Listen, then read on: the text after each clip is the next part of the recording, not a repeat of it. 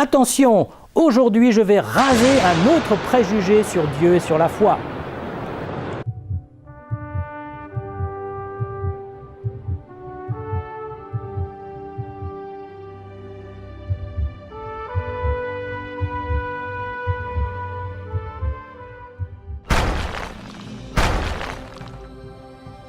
Je n'ai pas besoin de Dieu.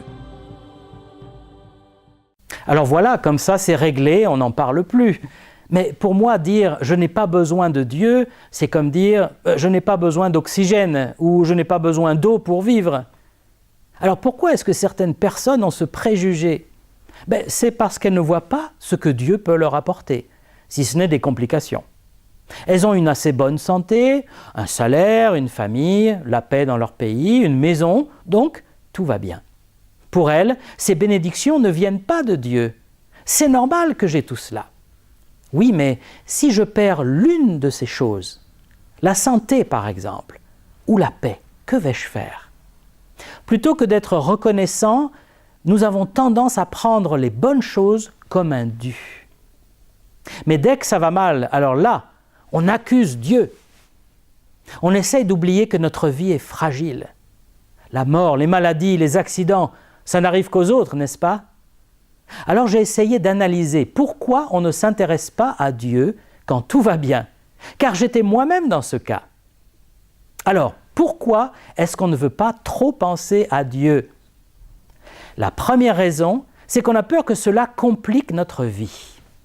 Dès qu'on commence à travailler, il y a une certaine routine qui se met en place. Quand on est marié avec des enfants, alors là c'est encore plus fort, on a installé un certain équilibre, notre emploi du temps est bien chargé.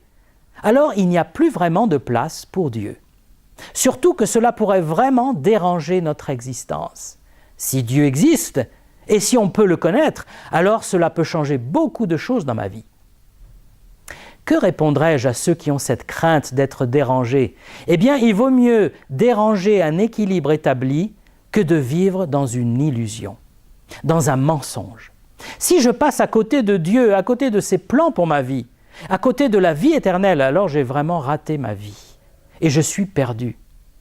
Jésus de Nazareth a dit « Si quelqu'un veut garder sa vie, il la perdra. Mais si quelqu'un perd sa vie à cause de moi, il la retrouvera. » La deuxième raison, c'est que chercher Dieu peut-être, mais par où commencer ? Quel Dieu ? Quelle religion ? Quel livre saint ? Il y a l'islam, le judaïsme, le christianisme, l'hindouisme, le bahaïsme. Je ne vais pas devoir me taper des millions de pages pour commencer à me faire une petite idée. Ça me barbe rien que d'y penser. Et je suis entièrement de votre avis. Alors, qu'est-ce que je peux répondre à ceux qui ont cette crainte ? Par où commencer ? Eh bien, une première chose à faire serait de prier le Dieu très haut et de lui demander qu'il vous montre le chemin vers lui.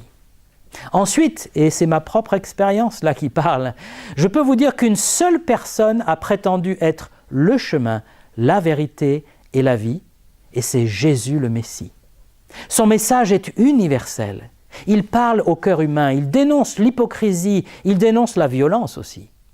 Jésus a dit « Si quelqu'un veut faire la volonté de Dieu, il connaîtra si ma doctrine est de Dieu ou si je parle de mon propre chef. » Commencez par découvrir la personne de Jésus. Lisez un des 4 évangiles. La troisième raison, c'est qu'on ne voit pas ce que ça pourrait vraiment nous apporter. La religion, à quoi ça sert ? On perd son temps dans des services religieux, des prières à répétition, on dit toujours les mêmes choses et on ne sait même pas pourquoi. Qu'est-ce que ça va m'apporter ? C'est des interdits, des jugements qui vont me priver de ma liberté. Ce n'est pas faux parce qu'il y a vraiment des religions ennuyeuses, répétitives, moralisatrices qui emprisonnent les âmes. Mais j'aimerais vous dire qu'il y a aussi la foi vivante, inspirée de la Bible, révélée par Jésus et qui apporte la plénitude à notre âme. Nous cherchons les plaisirs et la satisfaction dans des choses vaines.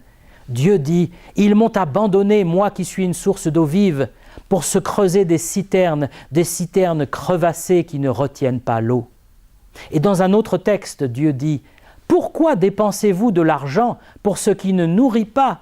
Pourquoi travaillez-vous pour ce qui ne rassasie pas ? Écoutez-moi donc, et vous mangerez ce qui est bon, et votre âme se délectera de mets succulents. On a tous besoin d'amour, de paix, de joie, de réponses sur l'au-delà, des réponses sur la souffrance, de la sagesse pour nos décisions importantes, pour nos responsabilités. On a besoin d'une puissance extraordinaire face à la mort et face au mal qui domine sur nous. Qui nous délivrera? Qui nous répondra? Il n'y a qu'un seul être dans l'univers qui nous connaisse vraiment. Il nous appelle à lui, comme le dit la Bible dans le livre des Actes. Le Dieu qui a fait le monde et tout ce qui s'y trouve est le Seigneur du ciel et de la terre, et il n'habite pas dans des temples faits par la main de l'homme. Il n'est pas servi par des mains humaines, comme s'il avait besoin de quoi que ce soit, lui qui donne à tous la vie, le souffle et toute chose.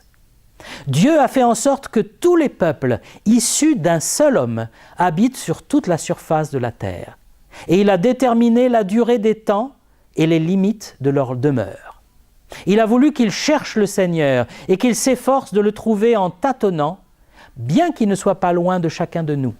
Sans tenir compte des temps d'ignorance, Dieu annonce maintenant à tous les êtres humains, partout où ils se trouvent, qu'ils doivent se tourner vers lui avec repentir, parce qu'il a fixé un jour où il jugera le monde avec justice par l'homme qu'il a désigné.